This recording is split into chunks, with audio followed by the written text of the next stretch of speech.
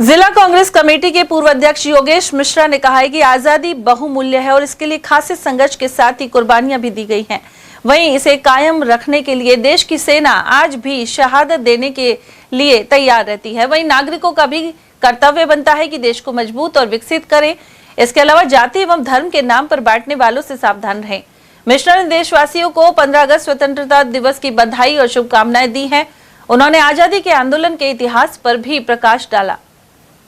सबसे पहले तो मैं सभी हमारे शहीद जिनकी वजह से हम स्वतंत्र भारत में सांस ले रहे हैं उनको नमन करता हूँ, उनको श्रद्धा सुमन अर्पित करता हूँ तथा आपको बता देना चाहता हूँ आज़ादी की लड़ाई में लगभग 1857 से मेन लड़ाई शुरू हुई थी और 1947 में ये देश आज़ाद हुआ।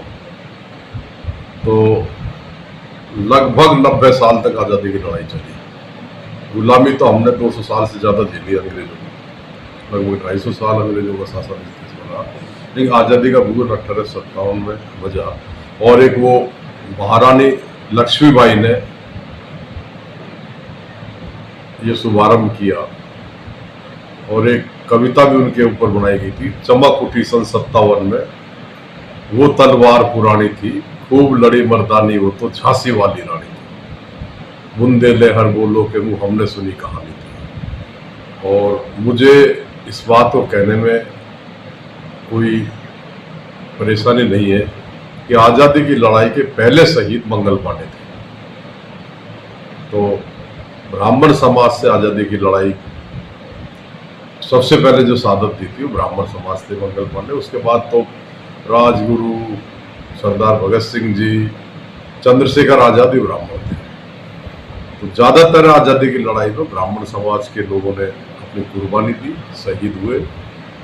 और जो विघटनकारी ताकतें आज देश में भाई को भाई से लड़ाना चाहती हैं, जो देश को जातियों में बांटना चाहती हैं, जो हिंदू मुसलमान करना चाहती है, मैं तो आपके चैनल के माध्यम से ये निवेदन करता हूँ कि ऐसी विघटनकारी ताकतों को मुंहतोड़ जवाब दें।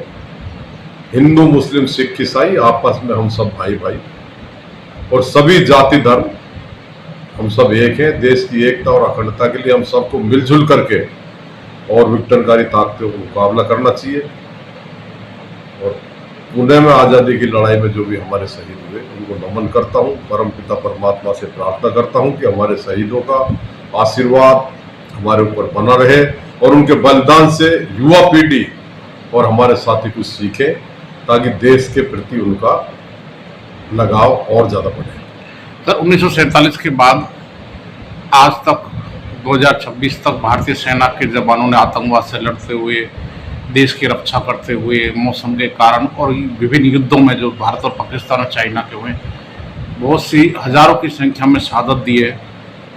क्या कहना चाहेंगे भारतीय सेना के जवान की शहादत को लेकर? मैं आज़ादी के बाद जो हमारे देश में हमारी भारतीय सेना है उनके जो शहीद हुए उन सबको भी नमन करता हूँ।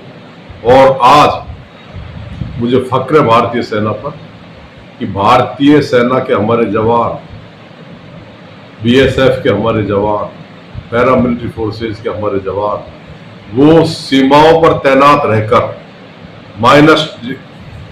माइनस डिग्री टेम्परेचर में और गर्मियों में 50-48 डिग्री टेम्परेचर में वहाँ तैनात रहते हैं। उनकी वजह से हम अपने घरों में निश्चिंत होते हैं। इसलिए सेना को और सेना के जवानों को भी सलाम करता हूँ, उनको नमस्कार करता हूँ, उनको प्रणाम करता हूँ। और जो सेना के जवान हमारे शहीद हुए थे उनको नमन करता हूँ और परमपिता परमात्मा से प्रार्थना करता हूँ भारतीय सेना के जो हमारे शहीद हुए हैं उनका भी आशीर्वाद इस देश पर हम सब पर बना है।